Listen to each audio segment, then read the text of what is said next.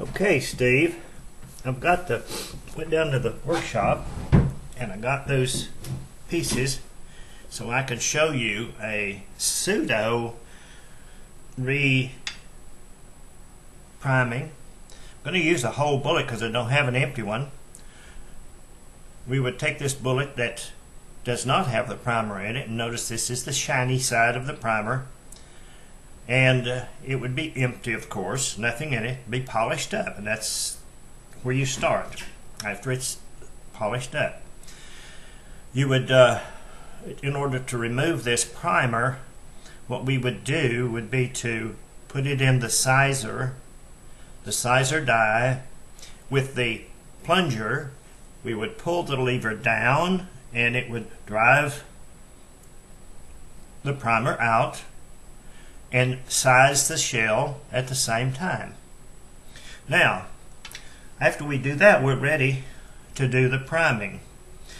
I didn't bring any primers up, but we would put a certain amount of primers in this little disc, and it has ridges in it, and we could put as many primers as we wish in there up to the filling it up, and then you shake it gently or tap it and they actually flip over so that the shiny side is down and the actual firing side is up.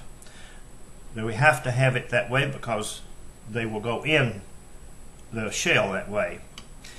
Once you have the primers on here, we will close the disc. It has a little gate right here, a little plastic gate that will prevent the primers from falling out until you assemble the rest of the primer tool.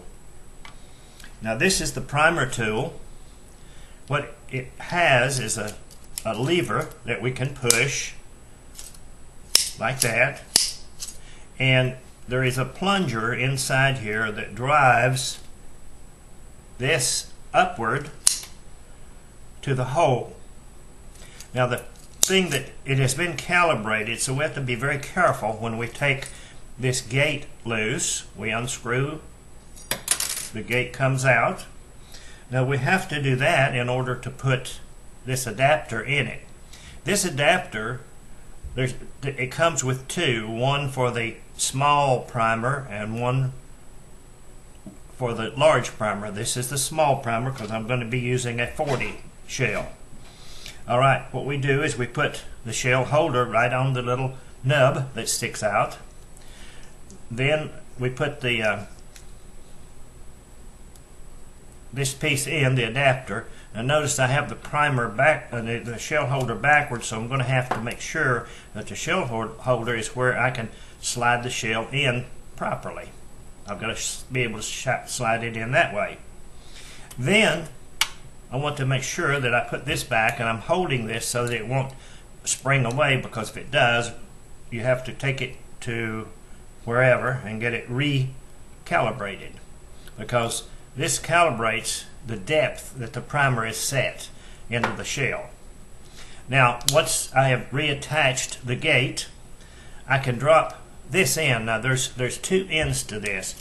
I don't know if you can see it very well, but I'll try to put it on the white paper. This one has a slightly rounded end, and this one is a totally flat end.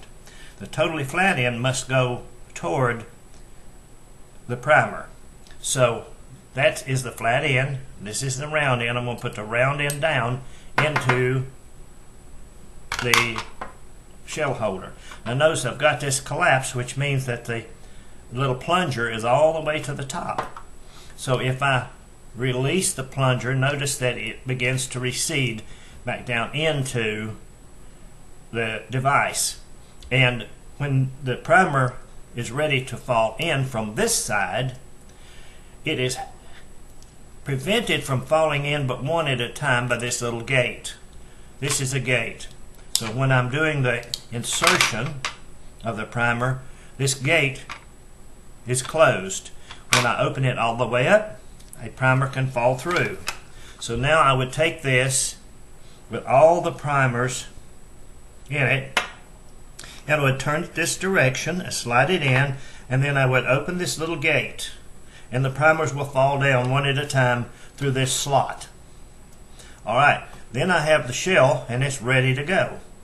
So I would put the shell in like so and press, and the primer will be seated into that at the specific depth that it's supposed to be. Remember, I said this is calibrated.